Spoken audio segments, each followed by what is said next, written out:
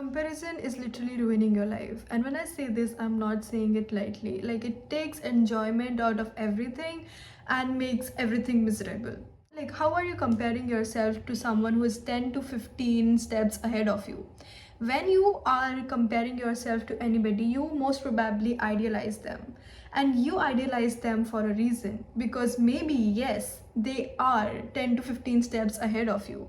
Maybe, yes, they have started early. Maybe, yes, they have advantages that you don't have. You have to accept the fact that maybe, yes, you have started late. Maybe, yes, that it is your reality.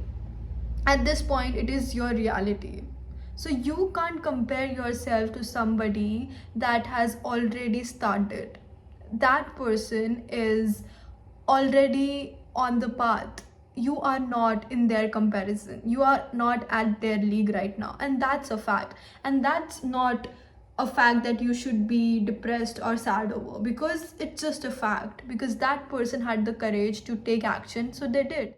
And just because you are late does not mean that you are not going to get where you want to be. Yes, that person is 10 to 15 steps ahead of you, but that's a fact. You can't change a fact, but you can change the efforts that you put towards things that you really want.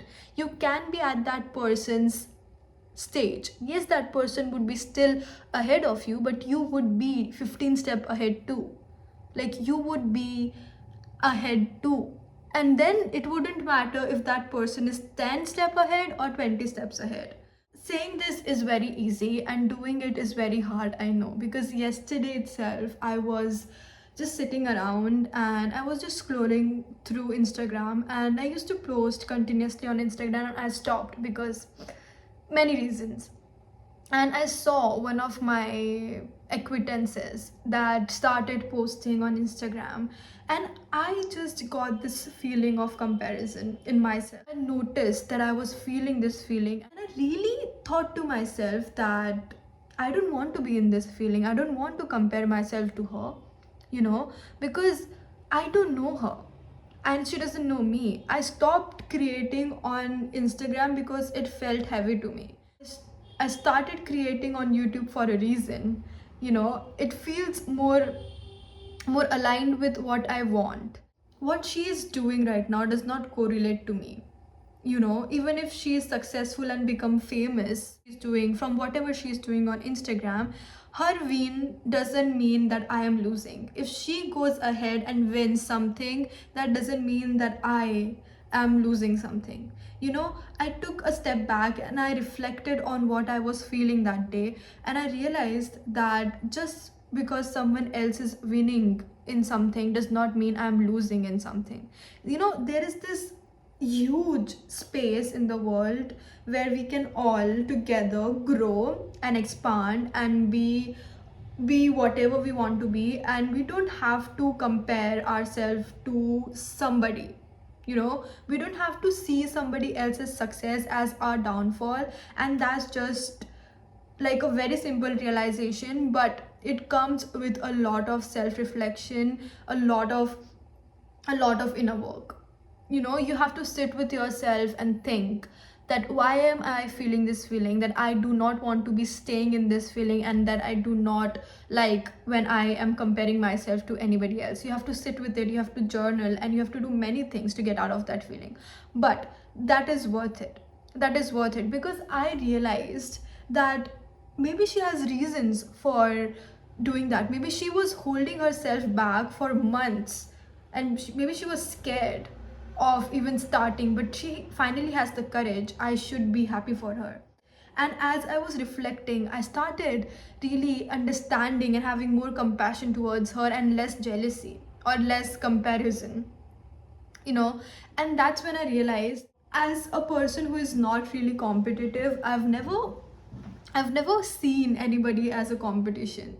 Because when you see people as a competition, you in your head subconsciously start comparing yourself to them. And I've never been that person.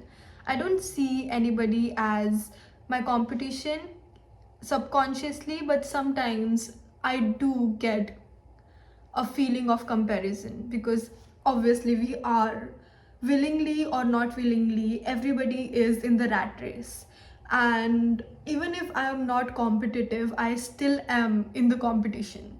You know, I don't have a feeling of competitiveness, but I'm still in the competition, so I do feel the comparison.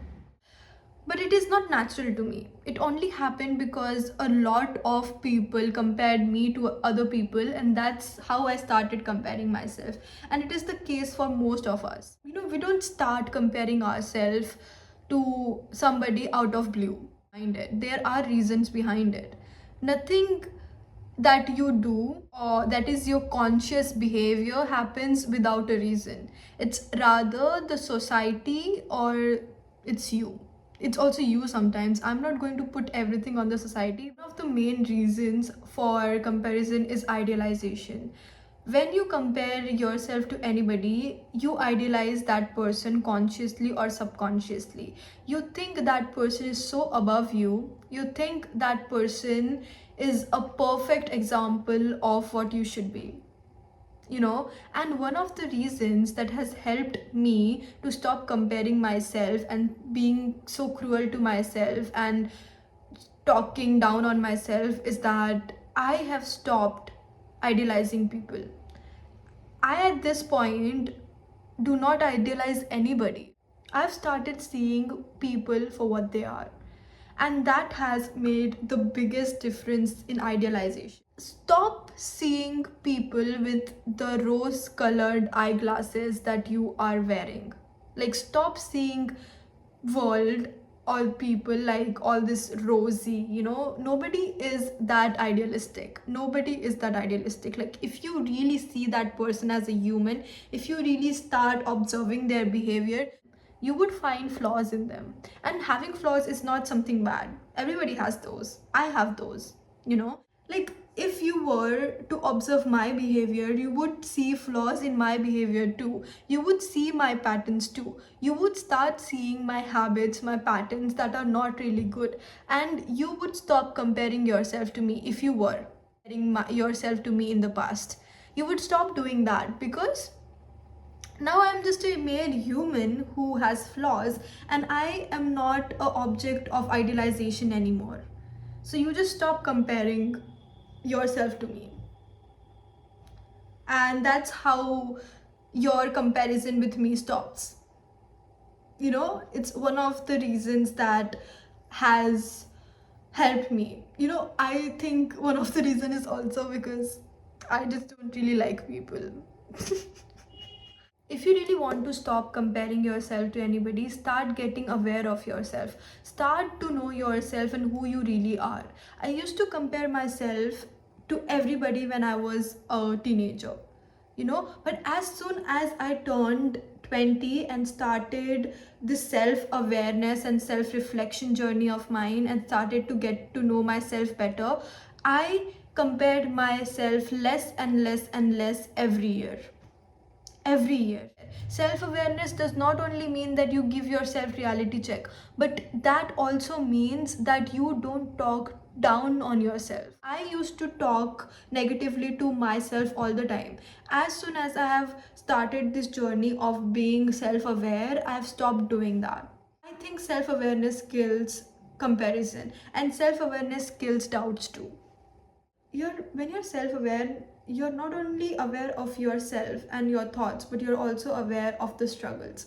And when you really are aware of those struggles, when you really see how much you are struggling and how much efforts you're putting into the things that you really want to do, you would stop comparing yourself to anybody, because you'll start respecting yourself more. You will start respecting yourself as much as you respect others, and that's how comparison stops. That's how comparison stops. I was struggling to film this video, and I'm glad I filmed it. I'm glad that I didn't give up on this video, because I think it might help anybody, or it might just help me if I rewatch it when I'm older. And I love you from bottom of my heart, okay? If you have watched this video till the end, and even if you haven't, I still love you. I'm always going to love you, because that's who I am. That's what I do. Please let me know your thoughts on comparison and how you deal with it.